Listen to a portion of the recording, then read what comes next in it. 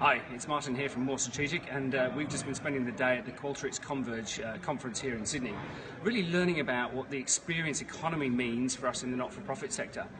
So inspired by the Qualtrics Converge event here in Sydney, we've come up with the 5 key trends for data in the future. The first is this beautiful idea that Qualtrics have shared around moving from O data, so the operational data, the transactional analysis, the P&L, to X data, experiential data, that tells us how people feel about what happened. But in the not-for-profit sector, we've also got to move to Y data. Why did what happen? Because only if we can understand why people do what they do will we be able to form strong connections with them. This is particularly important for us in the not-for-profit space because everything that people do is driven by their values, their beliefs, the emotional reaction they have to what we talk about, and really even down to their dreams of how they want the world to be a better place. The next shift is from big data to fast data. None of us are sitting saying, I wish I only had more data. We can't cope with the data we've already got. So let's focus, instead of getting more and more data, on getting the right data quicker so we can actually do something about it for the supporter we're talking to right now.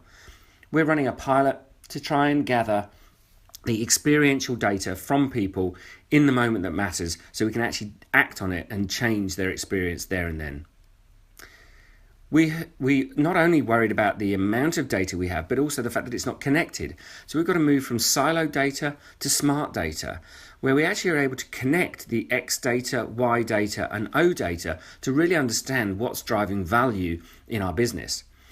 When we run surveys for our clients, we always bring in the operational data, so the past donor behavior, their recency, frequency, and money into our analysis.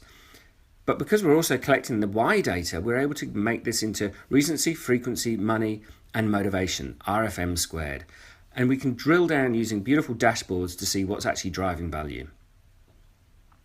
At the Converge event, we also heard from ANZ about how they're democratizing data by making it available to their frontline staff in beautiful dashboards that allow them to interrogate and interpret the data how they need to drive their business value.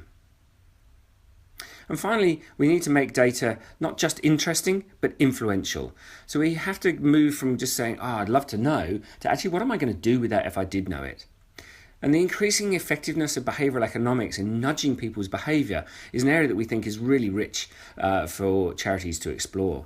We've already been running some randomised controlled trials in the last few weeks around influencing people using social norming, time discounting and values framing to change the way they update their will, the way they volunteer for events or increase their monthly gifts. Even the simple reframing of the cost-income ratio to become an income divided by cost ratio and a fundraising multiplier dramatically transforms how people see that figure. If you'd like any help with getting great insights on your supporters, creating powerful experiences that change and influence their behaviour, please do get in touch. Thanks very much. All the best.